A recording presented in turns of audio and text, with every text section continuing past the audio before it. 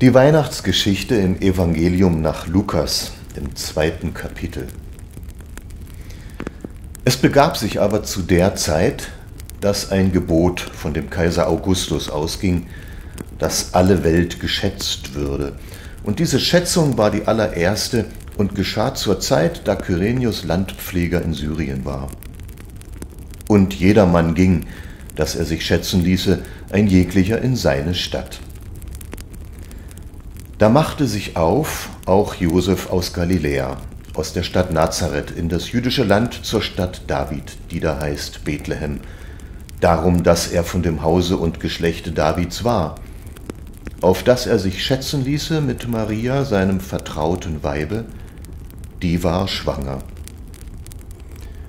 Und als sie da selbst waren, kam die Zeit, dass sie gebären sollte, und sie gebar ihren ersten Sohn und wickelte ihn in Windeln und legte ihn in eine Krippe, denn sie hatten sonst keinen Raum in der Herberge. Und es waren Hirten in derselbigen Gegend auf dem Felde bei den Hürden, die hüteten des Nachts ihre Herde. Und siehe, des Herrn Engel trat zu ihnen, und die Klarheit des Herrn leuchtete um sie, und sie fürchteten sich sehr. Und der Engel sprach zu ihnen: Fürchtet euch nicht, siehe, ich verkündige euch große Freude, die allem Volk widerfahren wird. Denn euch ist heute der Heiland geboren, welcher ist Christus, der Herr, in der Stadt Davids.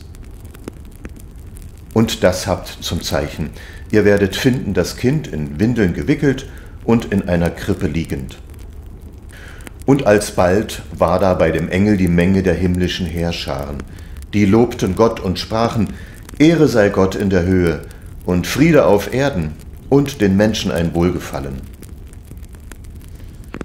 Und da die Engel von ihnen gen Himmel fuhren, sprachen die Hirten untereinander: Lasset uns nun gehen nach Bethlehem und die Geschichte sehen, die da geschehen ist, die uns der Herr kundgetan hat.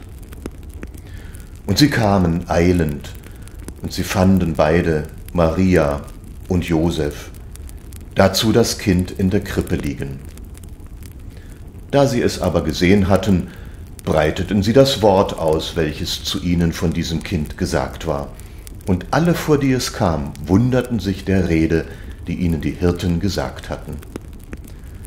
Maria aber behielt alle diese Worte und bewegte sie in ihrem Herzen.